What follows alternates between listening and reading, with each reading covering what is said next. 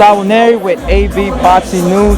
I'm here with the one and only, the charismatic Matt Striker. What's going on, champ? How's everything? Well, now that you said I'm charismatic, I got to do the whole interview like all real, like monotone. It's great, man. It's a thrill to be here in Madison Square Garden, getting ready for Crawford and Khan. I had the opportunity to interview Freddie Roach. I had the opportunity to interview Bob Arum, and it's just a thrill for me growing up as a huge boxing fan. This is where you want to be, man. In terms of boxing, how long have you been a lifelong fan of boxing, or? I was watching boxing with my dad since the days of Michael Dokes and Mike Weaver. I remember watching Hagler and Hearns. I mean, I'm not giving away my age, but I've always loved boxing because it's the purest form of competition. It's just you, me, and these.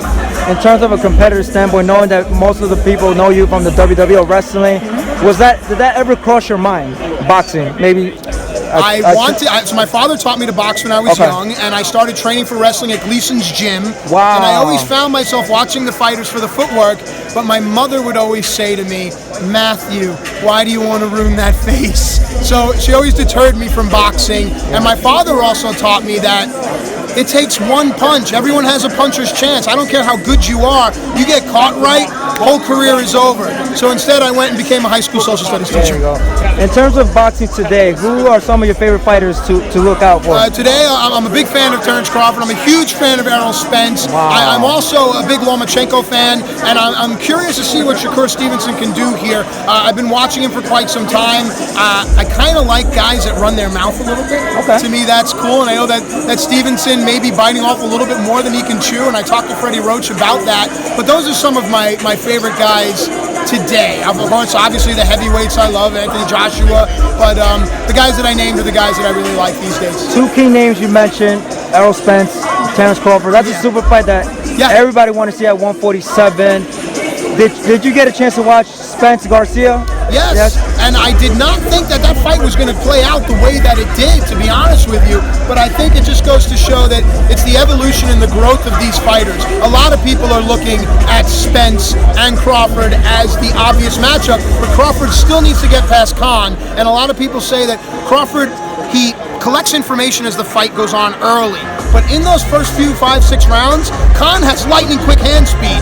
If he can hurt Crawford, we might see something here. But for me, I think the way that Crawford switches up his stance, coming off of Khan's jab, I think it's going to be a left hook.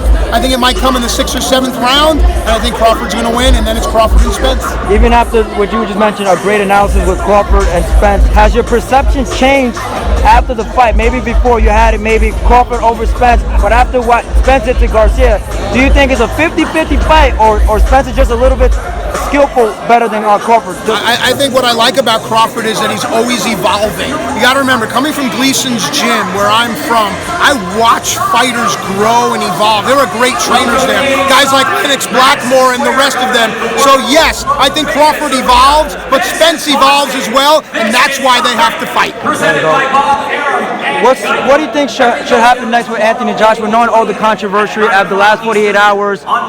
You know, a lot of it's hard to say because there's UK fans and US fans that love him and hate him, and it seems like he might get criticized at the end, knowing that the opponent might not be the best opponent available. What is your perspective? Who am I to criticize anyone? And honestly, anyone that wants to talk, they never talk standing in front of a guy like Anthony Joshua. Correct. So that to me is the measure of a man.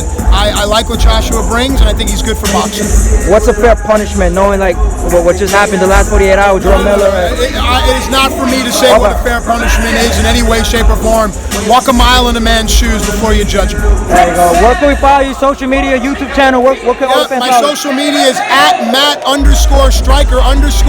I have the Strike Zone Pod Fantasy Baseball. I'll be working with MLB. I'll be working with Sirius XM as well as Fantasy Sports. So I'm moving into the fantasy baseball world. And anytime you see me out on the street, come up to me and say hi, because I love my peoples. New York forever. That's what the people love, and everybody make sure to follow him on all his social media platforms and podcasts. Thank you again, Matt Striker. Hope to see you soon, and I wish you the best in everything. Thank you.